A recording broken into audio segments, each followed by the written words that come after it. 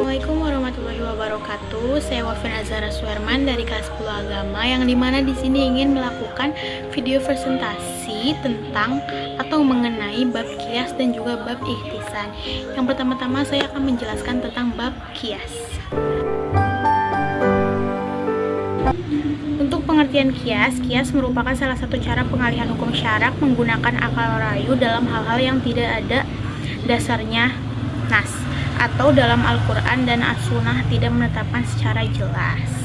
Adapun pengertian kias menurut Wahbah al-Zuhaifi, kias adalah menyamakan kasus yang belum ada ketetapan hukumnya berdasarkan nas dengan kasus yang sudah ada ketetapan hukumnya berdasarkan nas, disebabkan kesamaan ilat hukum. Kedudukan kias sebagai sumber hukum Islam adalah sebagai hukum keempat setelah Al-Quran, As-Sunnah, dan ijma' ulama.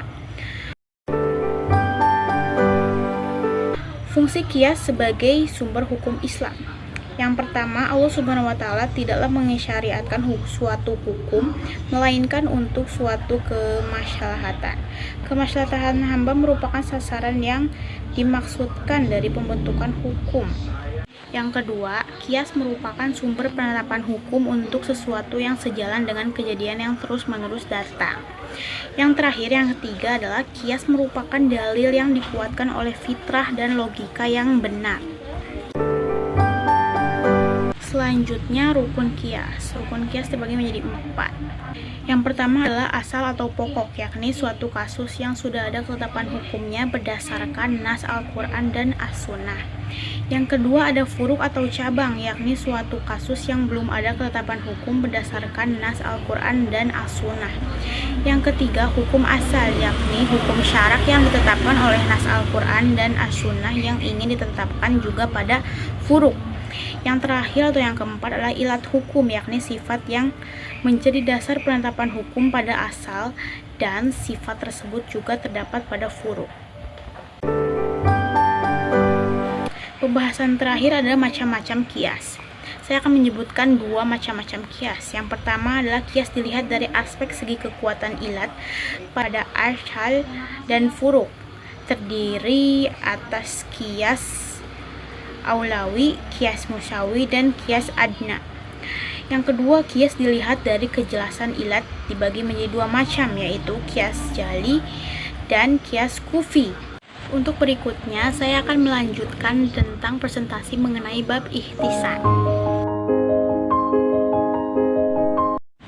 Untuk pengertian ihtisan ialah ada menurut bahasa. Menurut bahasa, ihtisan berarti menganggap baik atau mencari yang baik, yaitu kecenderungan mujtahid pada sesuatu karena menganggapnya lebih baik, dan ini bisa bersifat lahiriah atau maknawi.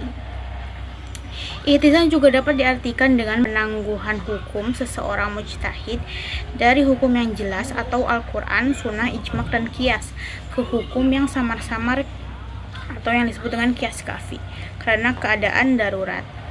Adapun menurut ulama usul fikih, ihtisan ialah tindakan meninggalkan suatu hukum atau satu hukum yang sudah jelas atau jali kepada hukum lainnya atau samar-samar kafi, disebabkan ada suatu dalil syarak yang mengharuskan untuk meninggalkannya. Cara membentuk ihtisan dapat dilakukan dengan kias, ihtisan khas, dan istihna. Ihtisan khas adalah beralih dari hukum umum kepada hukum khusus, sedangkan istisnai beralih dari tuntunan hukum kuli atau umum kepada tuntunan hukum pengecualian karena adanya maslahat. Selanjutnya ada kedudukan ihtisan sebagai sumber hukum Islam. Kedudukan ihtisan sebagai sumber hukum Islam sebagai salah satu sarana dalam penetapan hukum masih menuai pro dan kontra di kalangan para ulama, sehingga jumhur ulama menolak berhujah dengan ihtisan karena berhujah dengannya berarti menetapkan hukum berdasarkan hawa nafsu, dan juga para pengikut mazhab Hanafi membolehkan berhujah dengan ihtisan.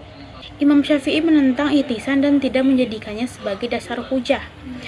Asy-Syatibi juga menyatakan bahwa menetapkan hukum berdasarkan ihtisan tidak boleh berdasarkan rasa dan keinginannya semata, tetapi haruslah berdasarkan hal-hal yang diketahui bahwa hukum tersebut sesuai dengan tujuan Allah Subhanahu wa Ta'ala untuk menetapkan syarak sesuai dengan kaidah-kaidah syarak yang umum. Sekian video presentasi saya mengenai bab qiyas dan juga bab ihtisan. Kurang lebihnya mohon maaf bila ada salah kata dan kalimat. Wabillahi taufiq wal hidayah. Wassalamualaikum warahmatullahi wabarakatuh.